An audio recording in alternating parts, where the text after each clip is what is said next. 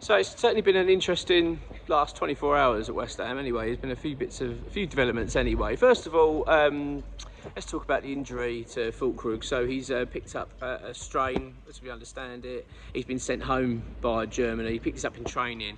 Apparently, so as far as we understand it, he's been sent back to West Ham. He's going to undergo some scans, so we don't know the actual full extent of the injury, but they do believe it's going to rule him out for the Fulham game at least anyway. So a real blow that. I mean, considering the fact that we've just signed the player, these bloody international breaks. I mean, my God, how painful they. Not only do they fall at the most frustrating of times. We just started the season. People are just get a taste and a flavour now for Premier League again.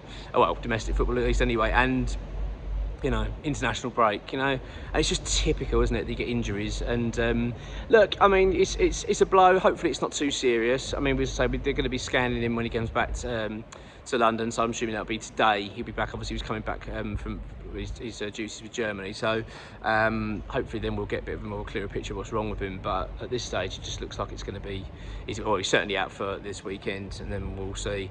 But yeah, a bit of a blow for West Ham really, because in fact the player needs to get into his stride. I talked about this in the previous video. He's still trying to pick up the pace. What he does though, of course, he does present an opportunity to Lopetegui to change things up. Talked about in the previous video, possibly playing Bowen as the first striker.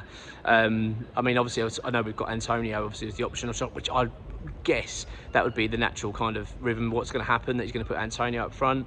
My only feeling is, I know there was a little bit of a few people saying, well, why would we want to play Bowen up front? Why would we bring in a striker? It was purely that I just feel that it would be a good opportunity to try it out, because I have been impressed seeing Bowen play up front. I was quite impressed with him actually against when he played for England. So look, let's wait and see what the manager does. But at least now with the issue with Fulkrug, which obviously is a blow, it does enable the manager that other option now. So if he's going to play, because the reality is Antonio can't play 90 minutes. Let's get that right. He's not going to be able to see a 90-minute game out. So I think the options are Antonio or Bowen now.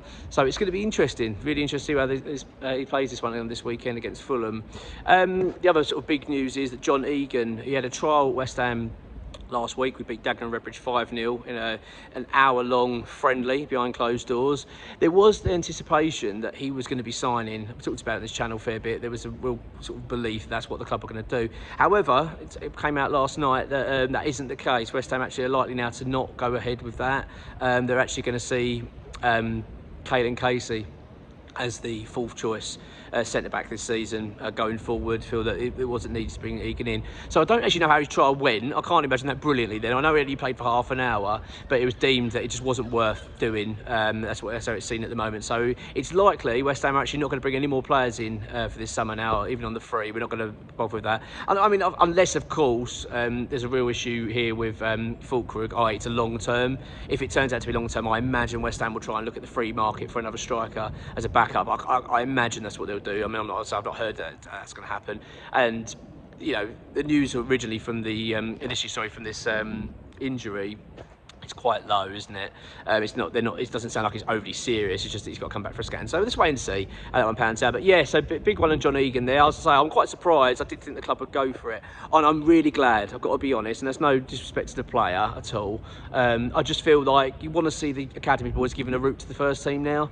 I mean, Kaelan Casey has played in the Premier League. He played last season under Moyes, of course, made his debut at the end of last season. So I want to see that push on. I don't want to keep feeling like they're getting blocked by players that are just there purely as backup.